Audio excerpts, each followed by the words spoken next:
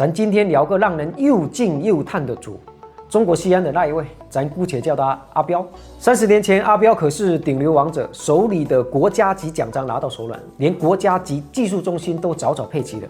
说是行业标杆，一点都不夸张。可风水轮流转，电子缝纫机时代一到，阿彪愣是没跟上节奏。其实机会不是没给过，头一回是跟日本大兄弟合资。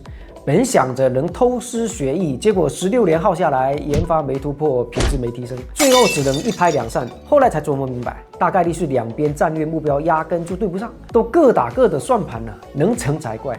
分手后的阿彪还挺倔强，合资不成，咱自己干。然后阿彪就揣着钱直奔德国去开公司，花3年捣鼓出个高端厚料缝纫机品牌，我们叫它小腾吧。设计技术都挺能打，还拿过德国的创新奖。可架不住行业老大哥杜哥压着呀，这小姐生子丫鬟命的新品牌愣是没打开销路。这家伙卖不动，阿彪又想了个招，搞 OEM 代工，啥好卖咱就贴啥。嘿，也别说，业绩还真是短期冒了头。可代工这活根本不赚钱啊，净利润又低得可怜，没多久就被大家长给骂了一顿。大家长一看这不行啊，想起家里做重型机械的大哥谷歌干得不错，是个明星企业，直接把阿彪塞了过去。跟你哥学学啊！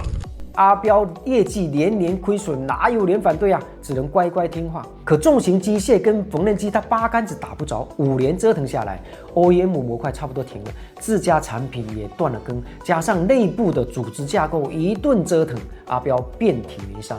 最近大家长又把阿彪叫回来了，你还是自己干吧，咋弄自己想。阿彪心里估计万马奔腾，却啥办法没有。想当年从上海搬到西安，一路披荆斩棘的王者，如今却落到了这步田地。说起来，阿彪也没彻底躺平，现在还守着西安德国的研发基地。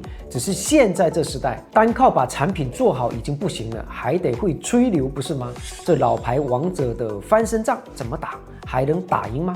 你们说说看。